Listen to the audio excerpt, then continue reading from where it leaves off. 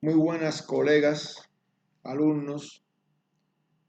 Hoy les voy a hablar, comentar sobre esa sublime profesión de amor que nos hablaba José Martí, que es la educación especial. Educación especial que dejó a mí huellas antes y después de conocerla. La educación especial que llegué a ella pues sin querer y me agarró y me hizo transformar, me hizo crecer en el pensar pedagógico. Esta videoconferencia tiene varias diapositivas en la cual trabajaron mis profesores, que después fueron mis colegas en la educación especial, tanto en el Centro de Referencia Latinoamericano de Educación Especial, CELAE, como en el Instituto Pedagógico Enrique José Varona de Ciudad de La Habana, en la Facultad de Educación Especial. Todos ellos tienen que ver con esta conferencia. El mérito es de ellos. Personas que hoy ya no están con nosotros y personas que hoy siguen aportando a la pedagogía y a la educación, le dedico esta videoconferencia, que muchas de la información, que muchas de las diapositivas que voy a exponer acá son de ellos. Otras son mías. Personas como Rafael Bell, Luz de Fava, Iti Wash, Mercedes Pérez, estas dos ya no están con nosotros. Félix Díaz, Silvia Navarro, Pedro Luis Castro, Orlando Terrés, Ramón López Machín, con quien tuve un viaje en conjunto a Argentina, Juana Betancourt, Marta, Liliana Musibay, Rosita, la primera directora del CELAE, Estel de la OTT, mi directora de la Escuela Solidaridad con Panamá. Son personas, profesores, doctores, profesoras, con la cual les recuerdo con mucho cariño, de lo cual aprendí muchísimo y merecen todo mi respeto. Y a ellos dedico esta videoconferencia, porque muchas de las diapositivas que están ahí no solamente son mías, son de ellas. Y quiero comentarles sobre el fenómeno de la inclusión, en la cual yo me pregunto, ¿inclusión o integración? ¿Cuál sería realmente la conceptualización cuando hablamos de poder educar alumnos con necesidades educativas especiales? Decía José Martí en el siglo XIX, esos vivos nacen muertos y la enseñanza los revela a la vida y fructifica en ellos la obra de la paciencia y la bondad. ¿Y qué razón tenía José Martí entonces? Ahora, en la UNESCO nos da una definición de la educación inclusiva. La educación que pretende resolver las necesidades de aprendizaje de todos los niños, jóvenes y adultos, con particularidad énfasis en aquellos vulnerables a la marginación y a la exclusión. Pues saben entonces de qué me refiero. ¿Qué se ha entendido entonces con esta educación inclusiva? La educación inclusiva ha sido una exigencia progresiva la incorporación de todos y todas los alumnos que han sido excluidos de la escuela. Primero, los llamados discapacitados, que muchas veces nos preguntamos discapacitados ¿para qué? Mujeres, hombres, indígenas, alumnos, niños, estudiantes con desventajas sociales. Esa educación inclusiva que nos habla y se nos refiere al aprendizaje y a la participación de todos los estudiantes vulnerables de ser sujetos de exclusión por condición social, económica, cultural, étnica, lingüística, porque hablan dialectos, otros idiomas, por capacidades, y todo el resto del alumnado se encuentra con barreras para su aprendizaje y participación en práctica educativa de la escuela. Esta es lo que nos habla hoy mundialmente, esa educación inclusiva, que nos implica identificar y eliminar barreras, que es como hoy se está llamando, de esos aprendizajes de los contextos escolar, áulico, sociofamiliar. Requiere entonces como punto de partida esa realización de un análisis de evaluación, de sistematización de información para reconocer aquellas situaciones o condiciones que limitan el aprendizaje y la participación del alumnado. Esto nos va a servir para poder planificar estrategias en la cual se van a impulsar iniciativas en la escuela, del aula, y se va a fortalecer ese aprendizaje con la participación de todos los alumnos y alumnas, inclusive de los propios docentes y de la familia. Es importante entender que cuando están identificadas ya todos los problemas, se asume un diseño de planeación que sea creativa, con estrategia para eliminar o minimizar o evitar así cualquier tipo de discriminación o exclusión que se pueda presentar. Importante entender la cultura.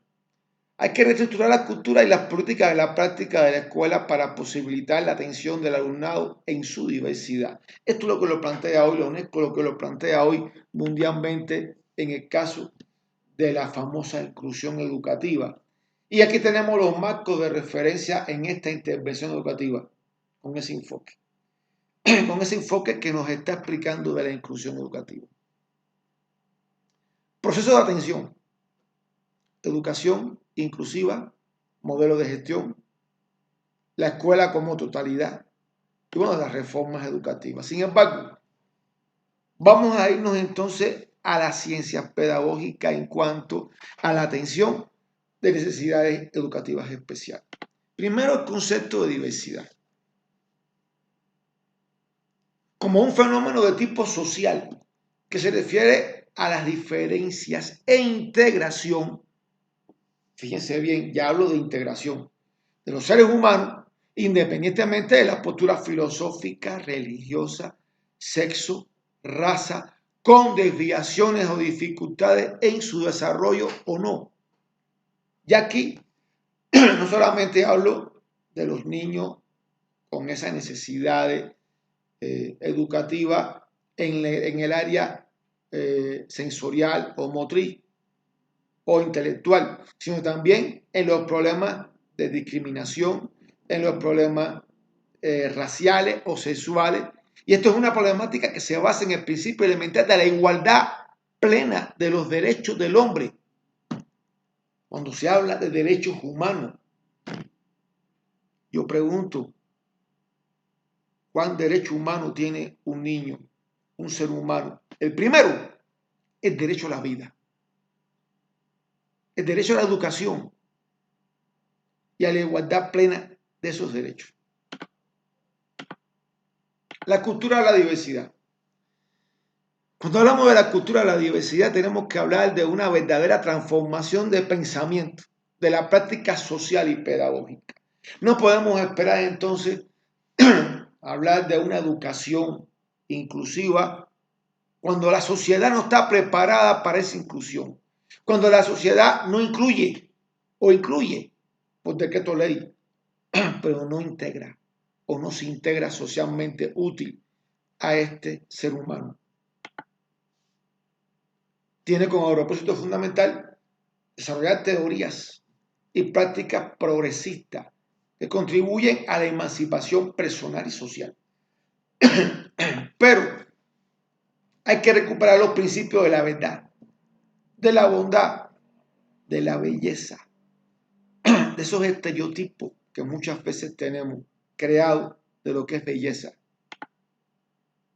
Es un hecho real, es objetivo, es innegable, es ineludible, que todos somos diversos, que estamos en una cultura de esa diversidad y que todos somos diferentes, que no hay nadie igual a nadie y que lo común, ser diferente es algo común, la diversidad es la norma, no existe norma.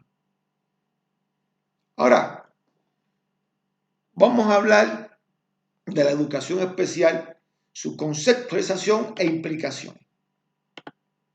Había que hablar, decía mi amigo y profesor Rafael Bell, de un antes y de un después. Ahora, un antes y un ahora. Y cuando hablamos del antes, hay que tener en cuenta la ubicación que tenían y la atención, que era el énfasis que se ponía. Ahora es el desarrollo de igualdad. ¿Cómo se configuraba?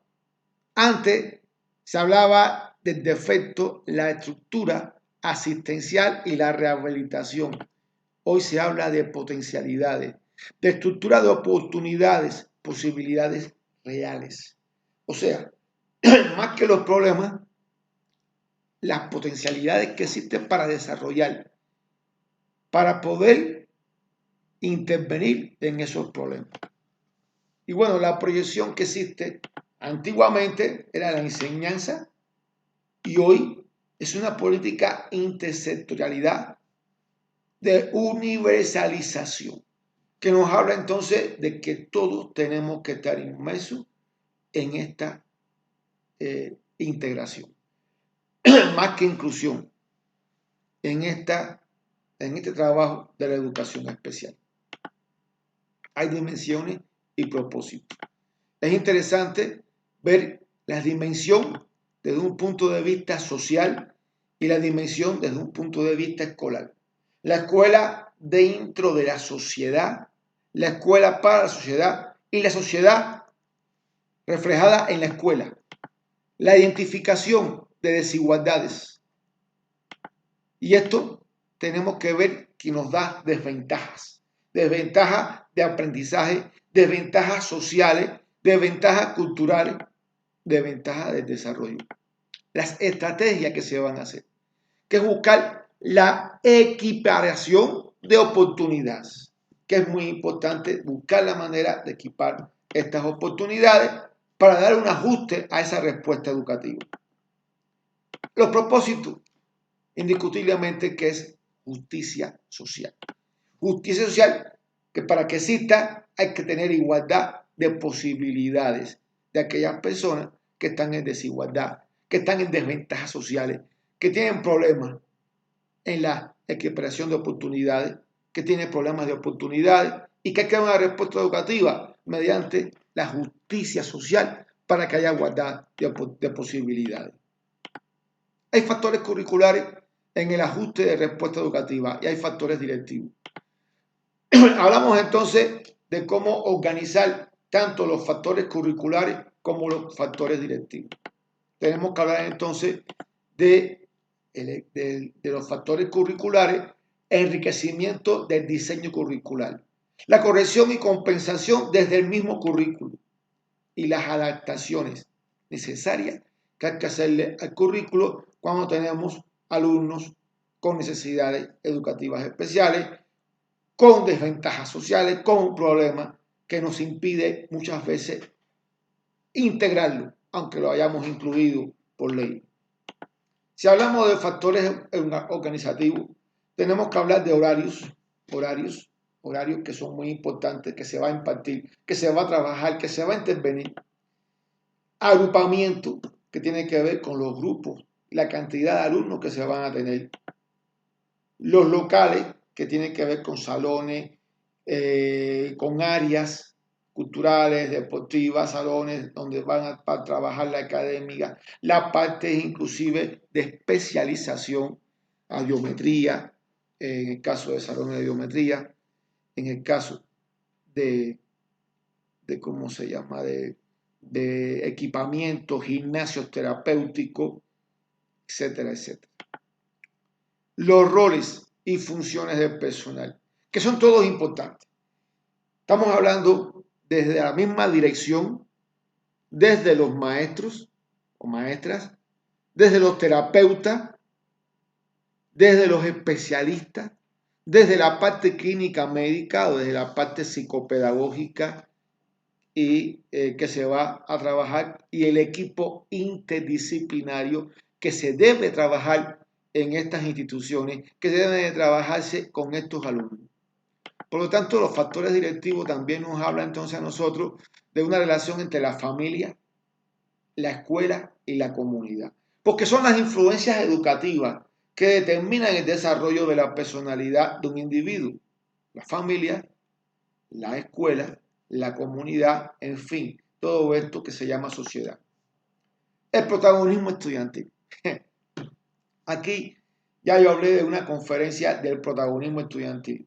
La importancia que se sientan protagónicos los alumnos en la institución para mejorar su autoestima, para tener motivación por ir a la escuela, para que se sientan tanto en las estrategias didácticas como en la vida social dentro de la escuela una función protagónica, que le haga sentir, que le haga sentir esa pertenencia a la institución, a su grupo, a sus compañeros. La flexibilidad. ¿Por qué? O hay que tener flexibilidad también en horario, flexibilidad en diseños curriculares, flexibilidad en la atención, en fin. Y bueno, el carácter participativo, que es muy importante, que participe todos, familia, escuela, profesores, comunidad. Ahora, ¿cuáles son las áreas de solución priorizadas?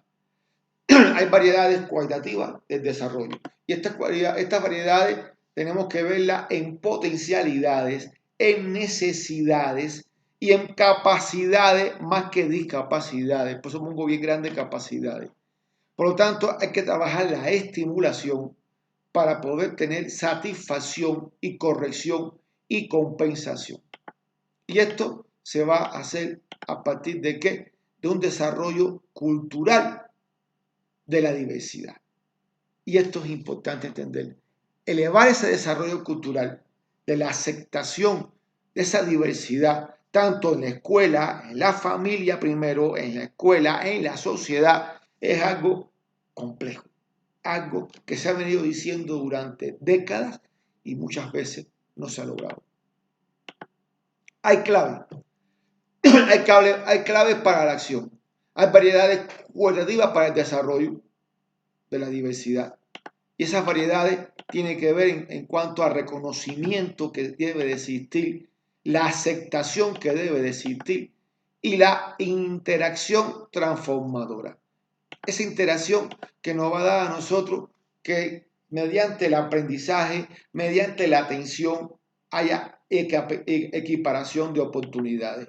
Y por lo tanto, la sociedad ampliamente, donde está la comunidad, donde está la escuela, donde está la familia, es la que hace posible entonces esa igualdad de posibilidades. Y en dependencia de cómo se trabaje estos alumnos y en la sociedad, en la comunidad, en la escuela, en la familia, y la familia trabaje con estos alumnos, la escuela, la comunidad y la sociedad sean aceptados y más que aceptados, sean integrados y no simplemente incluidos, sino integrados en la sociedad. Aquí vamos a hablar de clasificaciones de las necesidades educativas.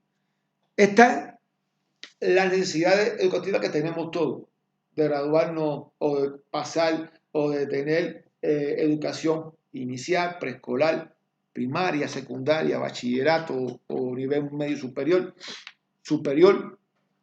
posgrado inclusive. Son las que todos tenemos, las que hoy tenemos y las que hoy tenemos todos los que nos dedicamos a estudiar. El ser humano, desde que nace, tiene necesidades educativas y son comunes en todo. Unos se desarrollan más, otros menos. Y bueno, siempre estamos aprendiendo y siempre nos estamos educando y son comunes. Estas necesidades educativas individuales.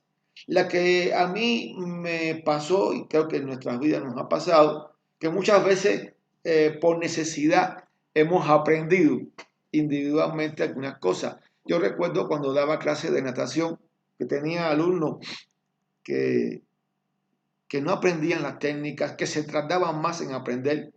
Y yo decía, bueno, ¿y por qué sucede esto? Me puse a estudiar. Recuerdo la primera vez que por el Centro de Referencia Latinoamericano de Educación Especial, CELAE, se me envió un niño con síndrome de Down. Yo no sabía que era síndrome de Down. Apenas estaba yo empezando mis labores como profesor de natación y ya tenía unos buenos resultados en natación con mis alumnos y empecé a trabajar con estos niños. Era muy difícil para mí. Y tenía necesidad entonces de aprender, de conocer qué cosas eran, por ejemplo, las necesidades educativas especiales. Y entonces era muy individual mía esas necesidades.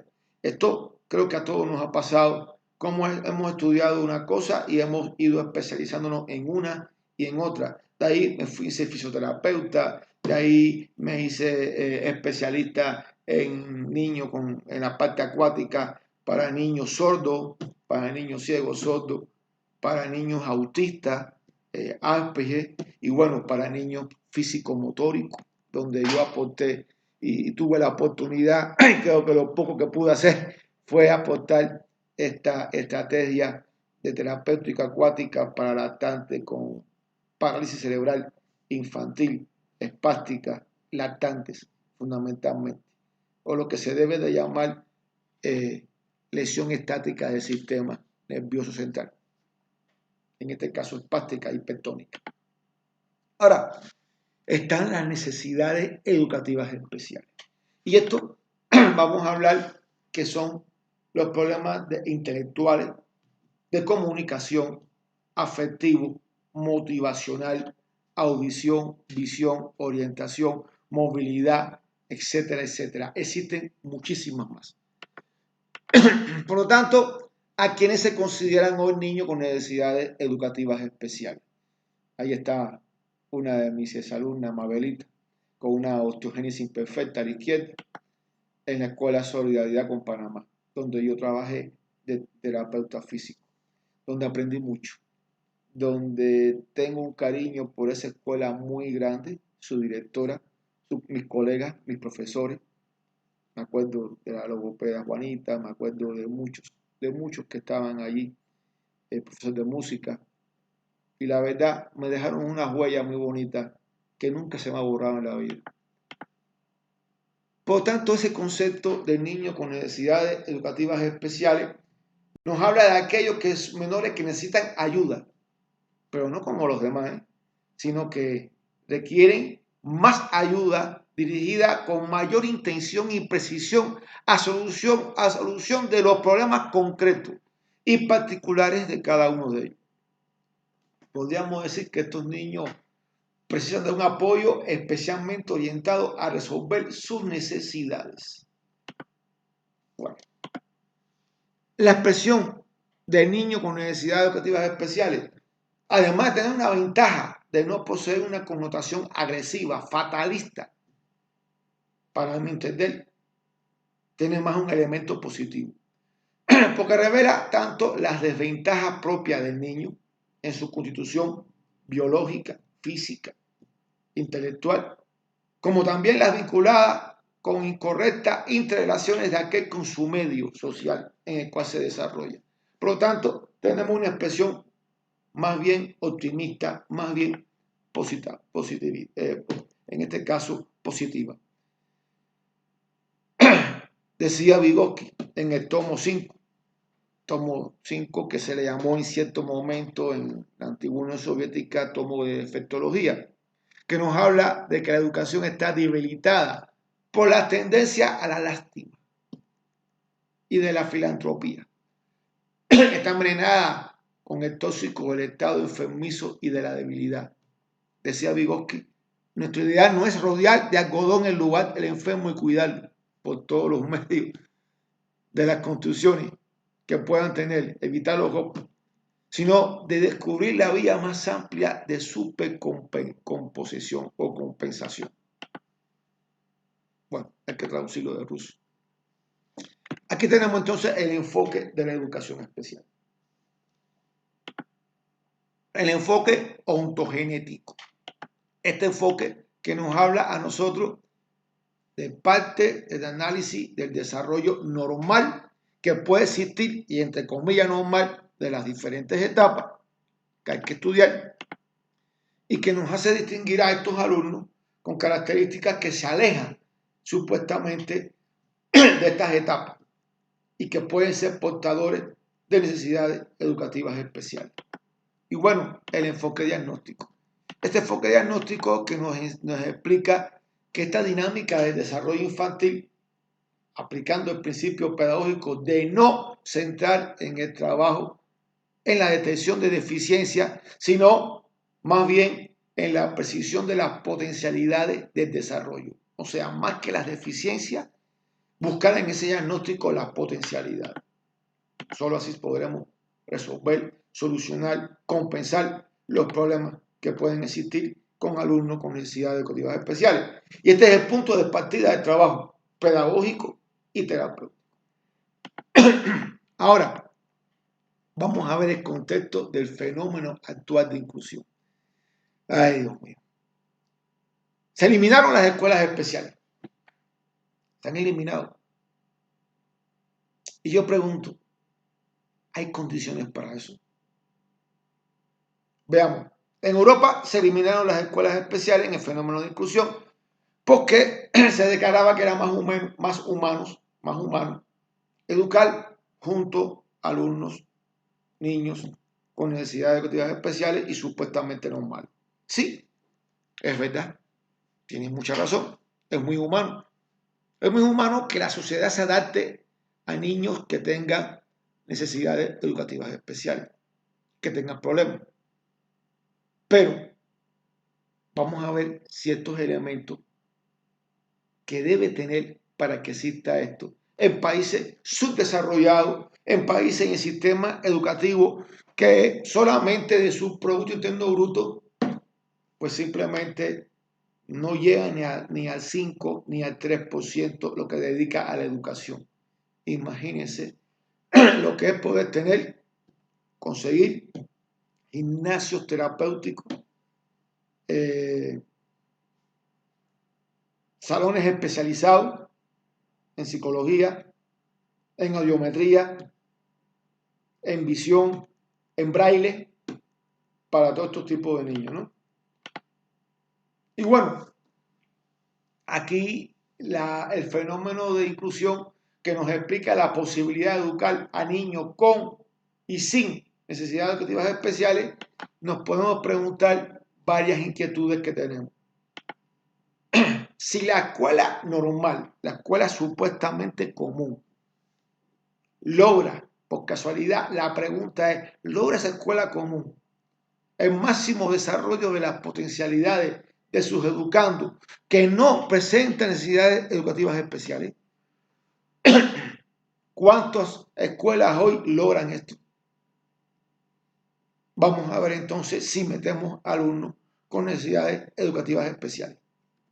Segundo, ¿cuál será el futuro de los alumnos con necesidades educativas especiales en una institución educativa, en un salón de clase, donde no se logra con los alumnos supuestamente de la norma la acreditación, la apropiación y el desempeño de los conocimientos? ¿Cómo se va a garantizar el soporte técnico especializado que la atención de muchos alumnos reclama? ¿Cómo van a entrar en soporte? ¿Qué nivel de especialización, preparación en necesidades educativas especiales tienen hoy los docentes de la escuela general para trabajar con alumnos con necesidades educativas especiales?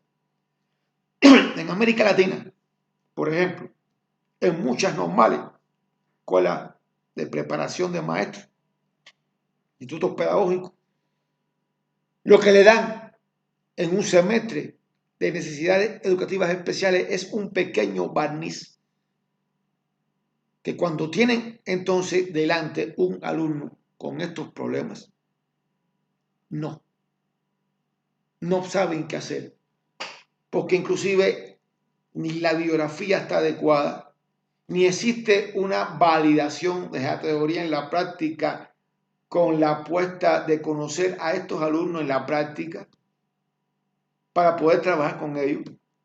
Lo dan un semestre y es muy poco lo que se da. Y muchas veces con biografía bastante pobre, inclusive tergiversada.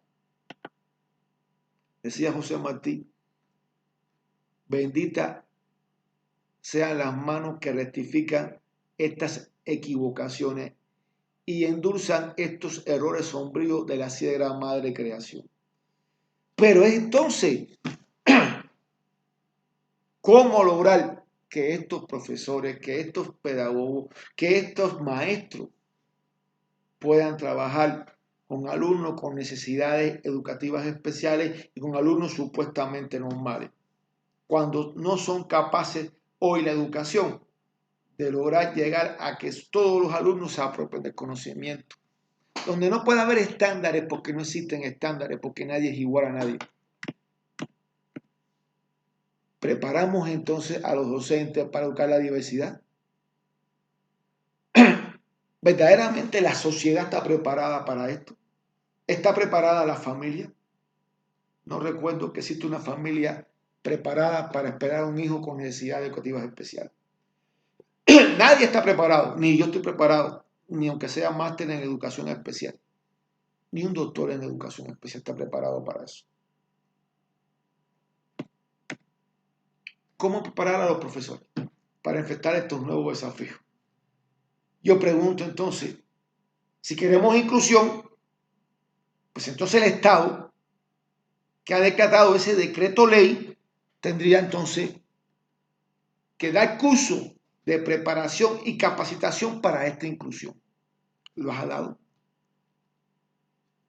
En América Latina se dan estos cursos gratuitos, con calidad, con preparación. Existirá entonces biografía braille para todas las escuelas. Existirán entonces capacitaciones en lenguaje de señas de cada país en América Latina. Por ejemplo, América Latina. Es que en todo proyecto educativo el alma es el maestro. Ese es el artífice de excelencia del desarrollo del trabajo con los alumnos, del hablar del alma humana, que es lo más importante de la educación. Lo decía Horacio Díaz Pendes. Ahora yo pregunto, preparar al docente para educar la diversidad requiere, no es un objeto de atención de una asignatura o de una disciplina, no. Requiere una respuesta curricular integral de todas las disciplinas y de todas las actividades curriculares, que deben de responsabilizar con el logro de este importante aspecto en la formación profesional. Entonces, tendríamos que pensar en una formación del docente para poder trabajar con la diversidad. Y ahí está el problema, que la contribución fundamental en esa preparación del profesorado para educar la diversidad le corresponde a una disciplina del ciclo pedagógico y psicológico y tiene que trabajarse en esas bases tan necesarias pedagógicas y psicológicas que debe tener un diseño curricular. Y trabajando en transversalidad con otras como la filosofía, la sociología, la biología, inclusive la biología, anatomía. Las formaciones entonces docentes Tiene que tener un componente fundamental académico, investigativo y laboral. Y, por supuesto, las orientaciones generales en esta formación va a tener tres enfoques. Uno ontogenético, uno diagnóstico y otro estimulador y enriquecedor. Cuando nos hablo de ontogenético, tiene que ver con las leyes más generales de desarrollo psíquico de ese contexto socioeducativo, tomando al centro estudiantil, escolar, infantil, como un laboratorio de trabajo pedagógico. Quiere decir que entonces el centro educativo se convierte en un centro experimental, de investigación, de conocer la realidad, para poder entonces contextualizar y para poder entonces llevar a cabo ese codiseño tan necesario, colaborativo, en equipo, multidisciplinario y dar respuesta. Porque solo así, en equipo, podemos hacer un diagnóstico centrado en el estudio de las potencialidades, posibilidades del alumno, haciendo énfasis en ese desarrollo infantil que debe tener, analizando el contexto general de desarrollo. Y cuando hablo de contexto general de desarrollo, hablo de todo: las influencias educativas, hablo de la familia, hablo de la sociedad, de la comunidad, de la escuela.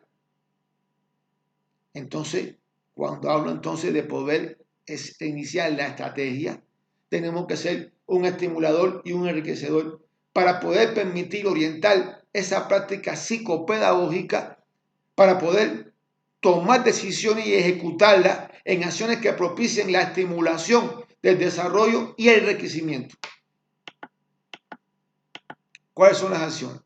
Hay que aprovechar todos los momentos y actividades para explicar, mostrar, demostrar que los grupos, clases, atendiendo al desarrollo de sus miembros y su ritmo de aprendizaje, a su capacidad de generar, constituyen ineludiblemente una diversidad, y que el papel de docente es educarlo, desarrollarlo a todos, para los que tienen que emplear diferentes vías, procedimientos, métodos, estilos y medios. ¿Estarán preparados los docentes para esto? ¿Tendrán entonces 20, 15 alumnos en grupo clase? ¿Tendrán apoyo en equipo técnico, tecnológico? ¿Tendrán apoyo y trabajo interdisciplinario en equipo multidisciplinario de los demás especialistas que trabajan con el alumno? Educación física, deporte, cultura, arte. Aquí son las preguntas que hay que entender. Y por supuesto tendrá especialización para tener las estrategias didácticas, para tener el concepto, el conocimiento de los alumnos que tenemos. No basta con que venga un especialista una o dos veces a la semana o tres. De ahí es que hay que enfatizar la presencia inevitable de individualidades, de personas distintas en cualquier área del desarrollo. Y esto va a hacer que el diagnóstico sea personalizado, que la intervención sea personalizada. Hay que reflexionar en la importancia de la práctica, la realidad para el ejercicio de la profesión del docente, las individualidades en esa diversidad. Esto nos enmarca a nosotros, decía Roland Barthes: la diversidad es abundante y libre. Si se usa de manera sabia, deliberada y constructiva, esta se convierte en un recurso renovable y controlado a disposición de la escuela. Debemos de aprender bien a usarla. Nos planteamos entonces como cuestión esencial preparar a todas las carreras pedagógicas, a los futuros docentes, para realizar una evaluación psicopedagógica o diagnóstico integral e intervención con estrategias didácticas para los alumnos, con o sin necesidades educativas especiales. El enfoque integral, iniciamos con la caracterización del niño, del adolescente, del estudiante, para identificar cuáles son sus necesidades y sus potencialidades, y a partir de ahí entonces hacer una propuesta de estrategia de intervención.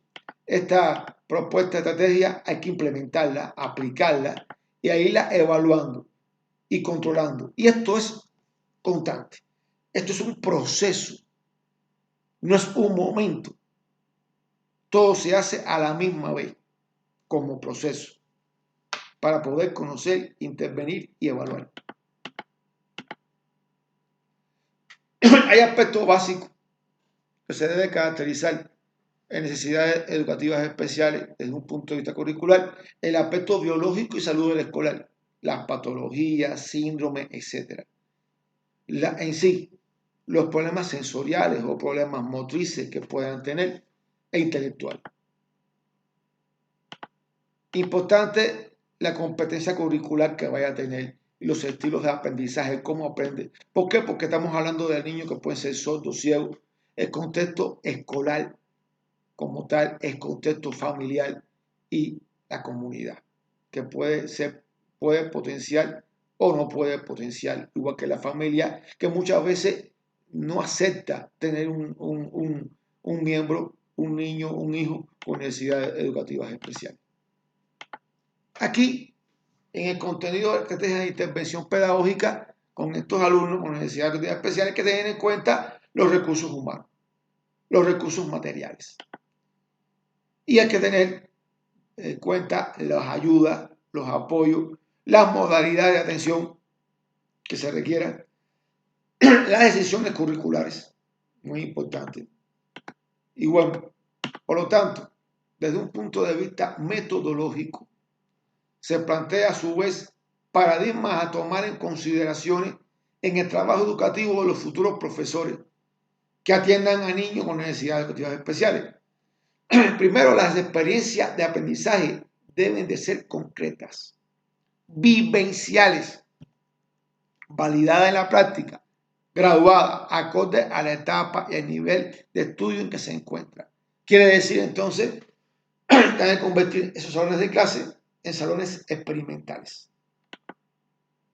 Concepción de la investigación científica como recurso metodológico esencial en el trabajo pedagógico. Es importante entonces la investigación. La investigación que te da a ti la posibilidad, el recurso metodológico de conocer para poder intervenir. Si no hay investigación, no hay conocimiento, no hay diagnóstico, no hay caracterización y por supuesto no puede haber intervención. La formación del ambiente humano comprometido. Hay que tener compromiso, que se siente ese compromiso a la hora de la intervención, de la educación, de la formación, de manera grata, de manera que pueda acoger a esos alumnos con amor, con cariño, donde exista emociones, bienestar, que el alumno se sienta feliz asistiendo a la institución, que el alumno esté contento, que esté motivado, que extrañe en vacaciones ir a la institución. Esto hace que haya una flexibilidad en las temáticas del currículo. ¿Por qué? Porque es importante entonces no tener el currículo de manera estática, sino que haya que variarlo, que haya que profundizar en algunas áreas que pueda haber lagunas de conocimiento y en otras no. Y no puede ser igual para todos. Por lo tanto, hay que posibilitar mayores adecuaciones a los estudiantes, a las mayores posibilidades de opción y de independencia. No es adaptar el alumno al currículo, sino el currículo al alumno. Decía José Martí, aquel espectáculo es triste y sin embargo se sale de él con un extraño regocijo. Es que se acaba de asistir a una redención.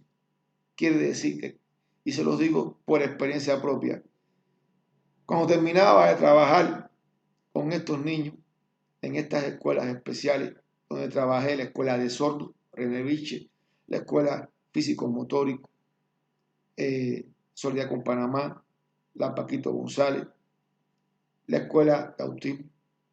Cuando yo trabajaba en estas escuelas y terminaba, si terminaba cansado, pero se terminaba y me sentía que había hecho un bien en la vida.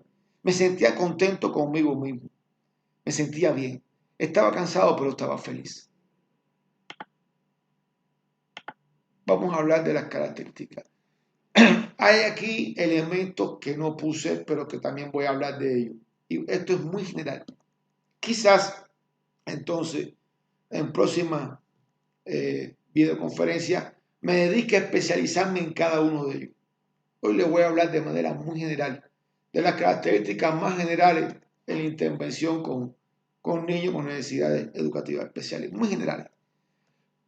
Por lo tanto, profundizo en cada una de ellas, en algunas que hagan falta, pero vamos a hablar de que la intervención pedagógica en niños con necesidades educativas especiales, tenemos que tener la oferta de una práctica educativa, todo tipo de facilidades y posibilidades al alumno a una actividad educativa, física y cultural, acorde a su problema, que este va a generar en tiempo, confianza, seguridad y reconocimiento de sus propios valores.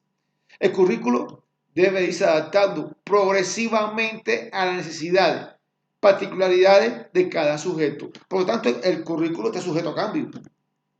Repito, es adaptar el currículo a los alumnos y no los alumnos al currículo como siempre se ha hecho, lamentablemente.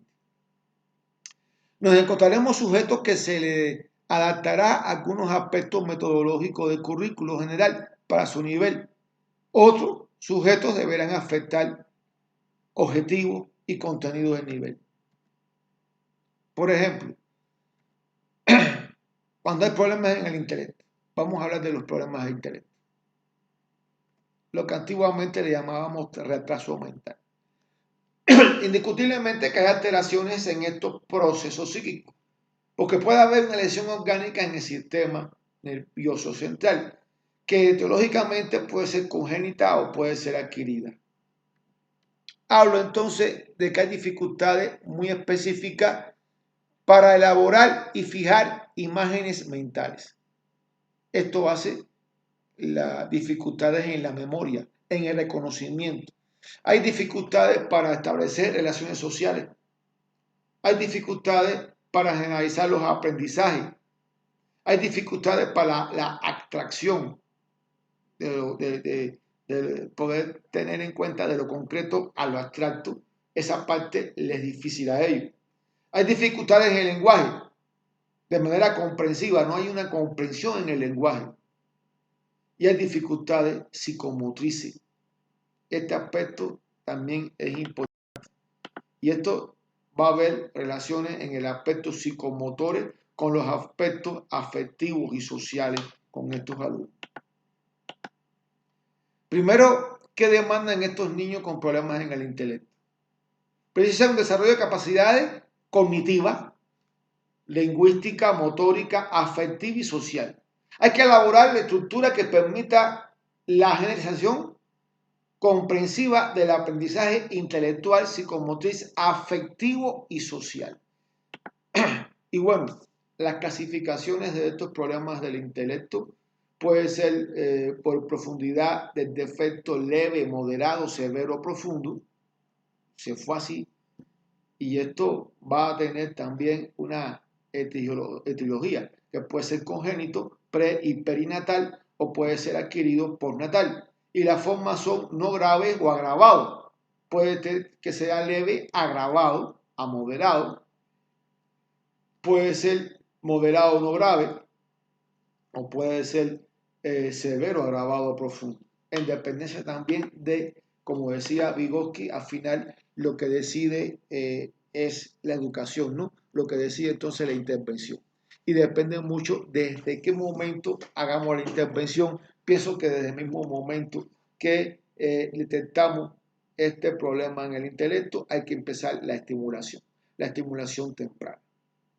Hay indicaciones metodológicas para el desarrollo de actividades con niños con problemas en el intelecto. El trabajo consciente y sistemático, evitar periodos inactivos. ¿Por qué? Porque no puede aburrirse el alumno, hay que estarlo constantemente trabajando. Hay que trabajar aspectos relacionados con la psicomotricidad, el lenguaje. El sentido del trabajo es ser correcto y compensatorio. Hay que estar identificado con particularidades individuales. Hay que garantizar el desarrollo de las habilidades y del resto de aprendizaje. Hay que estar motivando, que esto es muy importante, es determinante la motivación.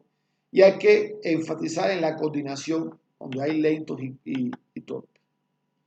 Y esto es importante porque hay muchas afectaciones en necesidades educativas especiales, físico-motórica, que puede también tener mezclado con el intelecto, ¿no? Por ejemplo, algunos niños con una parálisis cerebral, que puede estar afectado el intelecto porque la toma motor también toma otro tipo, o también generalmente, y no es muy común, pero también en la espina bífida puede haber también un problema, eh, pero generalmente no sucede en las espinas bífidas, ni los meningoceles. Vamos a verlo más adelante. Está el síndrome de Down o la trisonomía de PAP21. Estamos hablando de cuando existe estas características y vamos a ver las características de estos alumnos con síndrome de Down. Primero hay que tener en cuenta que los ojos son oblicuos, como achinados, ¿no? Y el cráneo, nariz y boca adelantada. La lengua adelantada, inclusive gruesa, grande, de ahí que se puede decir que hay macroglosia. El cuello es corto, el tronco es corto y ancho, las manos son anchas y los pliegues de las articulaciones están alterados, sobre todo las articulaciones de las falanges, ¿no? Hay disminución del tono muscular. Hay que trabajar la tonificación porque puede haber una hipotonía. De ahí que haga que haya un retraso psicomotor, que inclusive muchos inicien la fase de ambulación más allá del año, más allá de los 18 meses. Hay síndrome acompañante, generalmente hay síndrome acompañante. Puede haber cardiopatía, puede haber malformaciones internas y puede haber inclusive retraso en la osteogénesis, o sea, en la maduración ósea. Aquí tenemos algunos niños con síndrome de Down. Trabajé con síndrome de Down tantos en mi país, en Cuba, como también extranjeros dentro de Cuba también, por el Centro de Referencia de Educación Especial, por el CELAE latinoamericano. Hay actividades deportivas que se realizan. Hay una olimpiada especial, tanto para niños con problemas en intelecto como también para síndrome de Down, que estas olimpiadas especiales generalmente se hacen en Estados Unidos. Hay trabajo de todo tipo. Hay equinoterapia, hay terapia en el arte terapia, y está la delfinoterapia. Yo soy delfinoterapeuta, he trabajado la delfinoterapia, me gusta mucho la delfinoterapia. Y bueno, hay características generales también vamos a ver la de problemas visuales. Bueno, las particularidades especiales en la actividad psíquica, ¿ok? Que cambia todo el sistema de integración de los débiles visuales, los analizadores. Suben específica en la formación de imágenes, conceptos y el lenguaje. Por lo tanto, en la esfera emotiva, evolutiva de la personalidad, hay cambios en esa regulación inductora de la personalidad. Hay trastornos en el desarrollo físico, condicionado por la dificultad de orientarse en el espacio, la libertad para trasladarse. El modo de vida sedentario, esto provoca flacidez muscular, deformaciones óseas, hiperfunciones de los órganos internos. ¿Por qué? Porque los débiles visuales, pues al no tener posibilidades de correr o de caminar, porque tienen temor a tropezar y tienen que tener mucho cuidado en la deambulación, pues hace más bien que esté sentado y que no se atrevan mucho a otras cosas. No todos, pero una gran mayoría es así. Por lo tanto, también hay una inadecuada representación física de los objetos. Hay poca comprensión de los significados de las palabras. ¿Por qué? Porque no las observa la materia, lo que lo rodea, no lo puede observar, ese entorno. Y hay una enajenación entonces en el pensamiento para poder para poder crear, para poder imaginar. Y por supuesto, hay un desarrollo motor insuficiente producto de esa poca movilidad.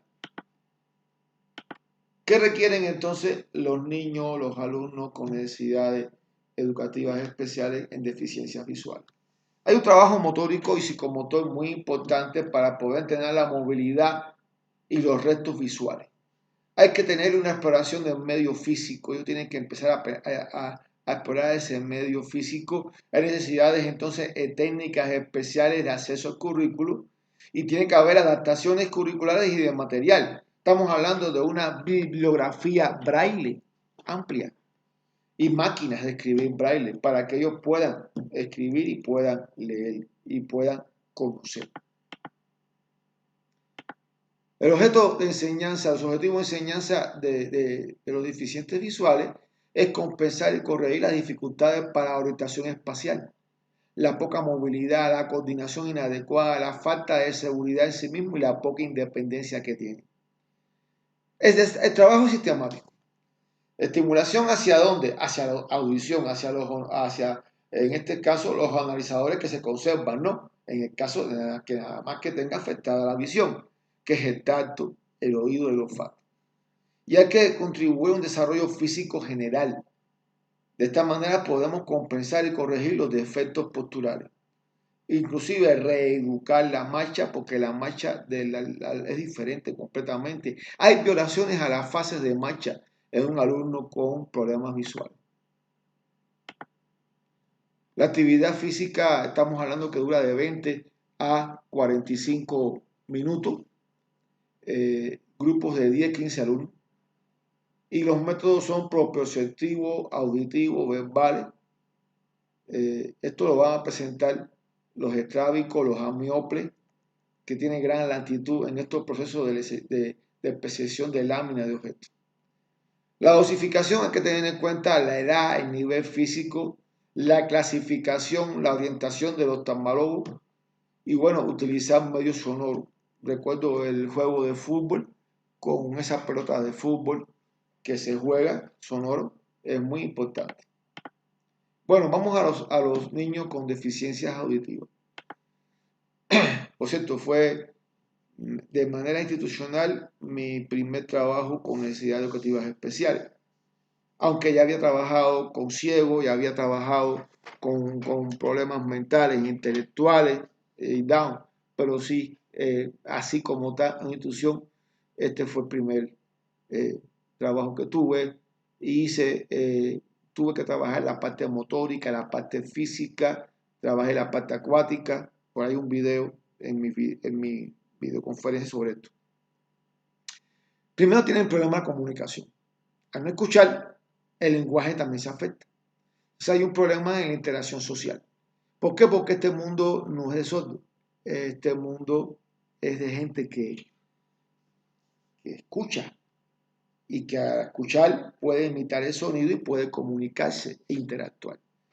Entonces, es diversidad dentro de un mundo que escucha, claro, por supuesto. Imagínense todo el mundo, si fuera sordo, entonces el que hablará es diferente, ¿no? Vamos a ver entonces la diferencia de esa coordinación motriz asociada.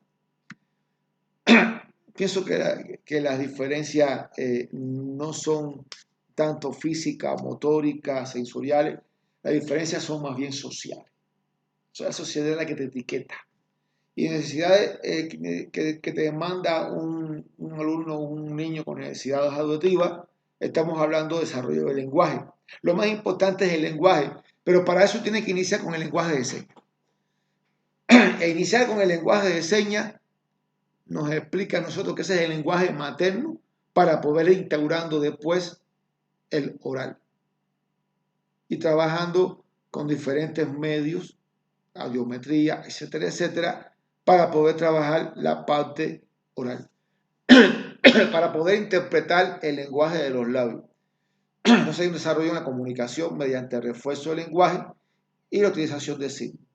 En la comprensión de contenido mediante adaptaciones curriculares pertinentes, modificación de objetivos y contenido. La coordinación motriz. Y bueno, ¿cuáles son las indicaciones de las actividades? Bueno, el objetivo fundamental es lograr el lenguaje oral. Y esto se hace desde ya primaria, desde preescolar. Trabajamos el lenguaje de señas y vamos instaurando el lenguaje oral. El desarrollo de la personalidad en la parte física, emocional, intelectual y estética. Esto hace también que se fortalezca el organismo del individuo y pueda mejorar los movimientos porque hay incoordinación.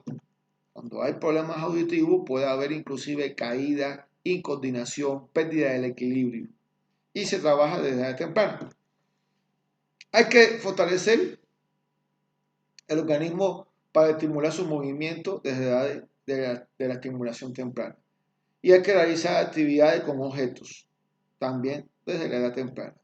La habilidad a percibir movimiento de los labios es muy importante para que pueda, mediante la visión, ver las consonantes, la vibración, etcétera, que me hacen comprender las palabras y, por supuesto, esa observación es muy importante desde pequeño. Hay que familiarizar con la comprensión de órdenes sencillas.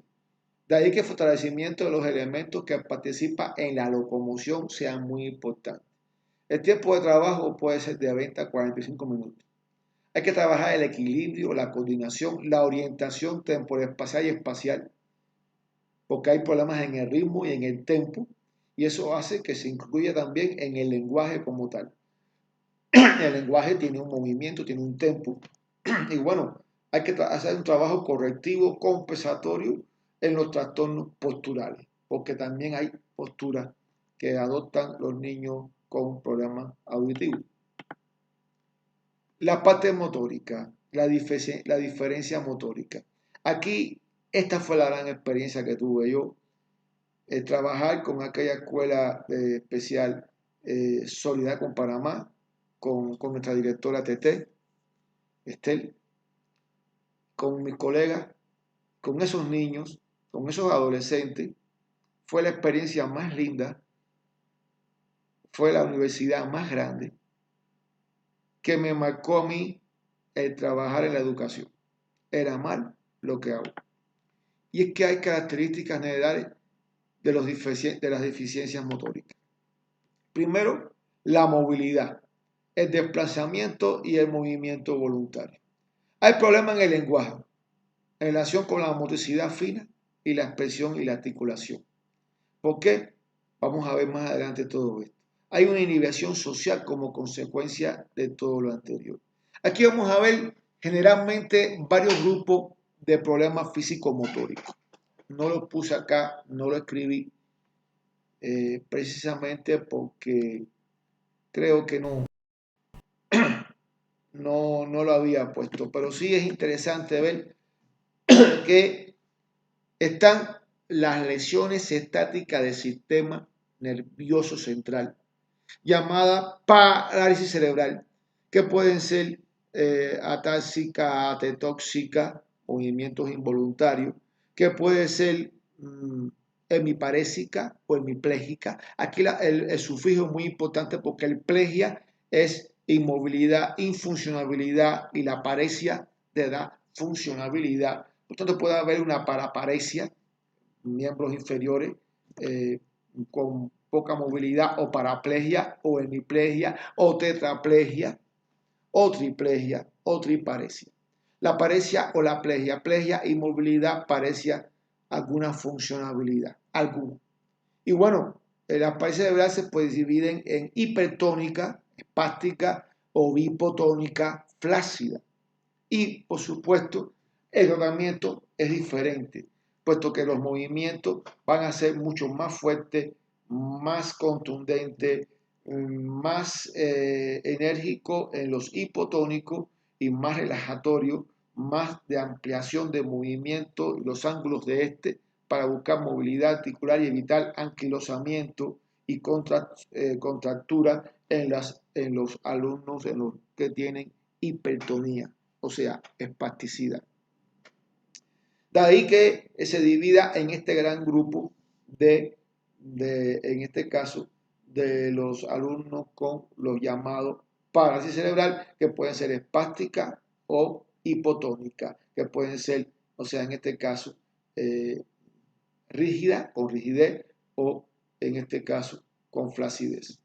Bien, está otro grupo importante, y le decía porque es la experiencia que tuvimos nosotros y que tenemos en estas instituciones donde trabajamos, la parte de las espinas bífidas, que se divide en mielomeningocele, meningocele, lipomeningo y espina bífida oculta.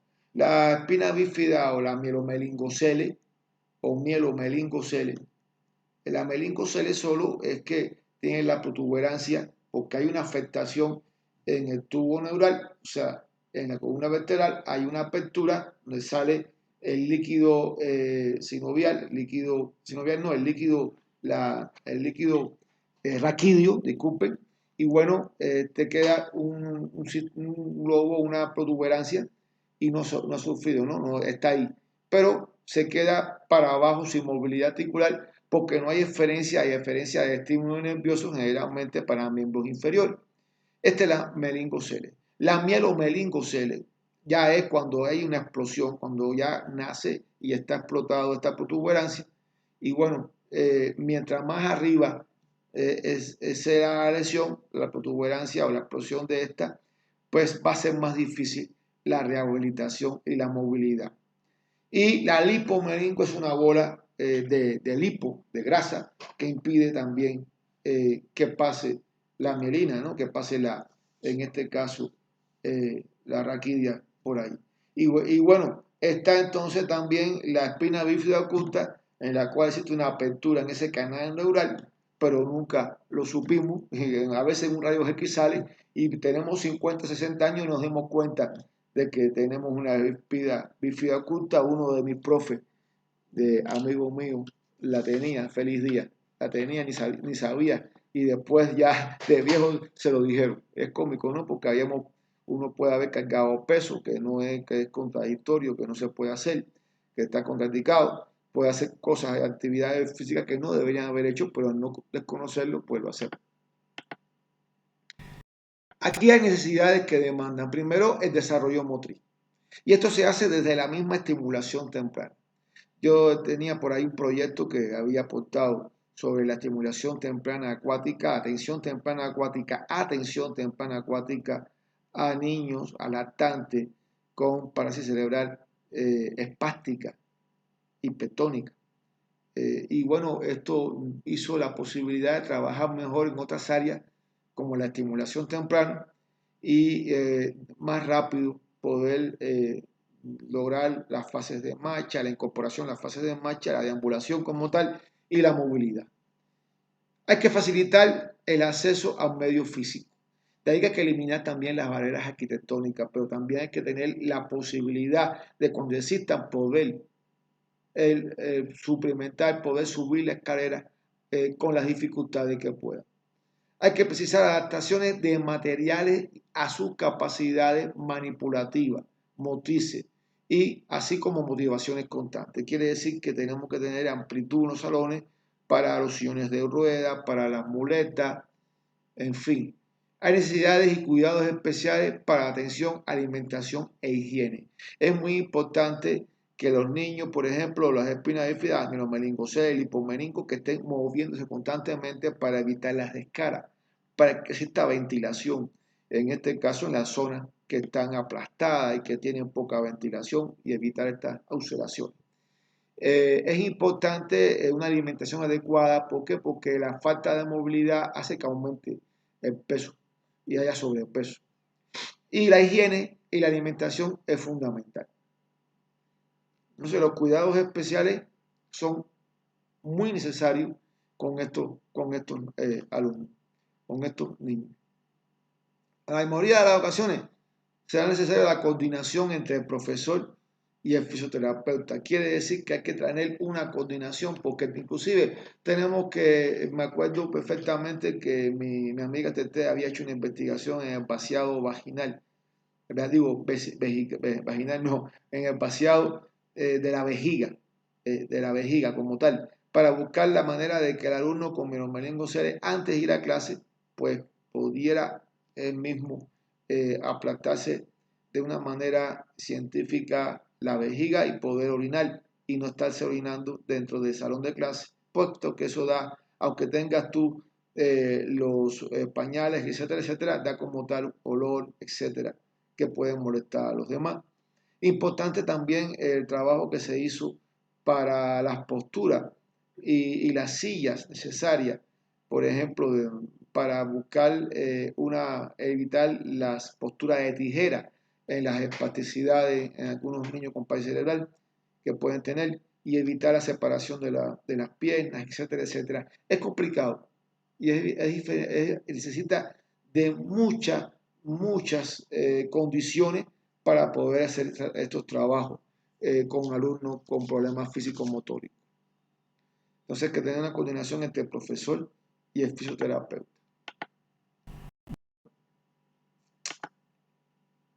Esto lo dedico con mucho amor a todos los que hoy se dedican a esta sublime profesión de amor, como decía José Martí. Porque en sí, es una sublime profesión de amor. Me faltaron hablar sobre el autismo, sobre el síndrome de Asperger, en el cual trabajé muchísimo tiempo. También me ven ahí trabajando en la parte acuática con ellos, en otra de mis videoconferencias. Creo que haber trabajado en la educación especial fue la que me dio la oportunidad de acercarme más a la educación, de cambiar mi forma de pensar y actuar en la vida, de saber que existe siempre la potencialidad, la posibilidad de salir adelante y que todos podemos hacerlo.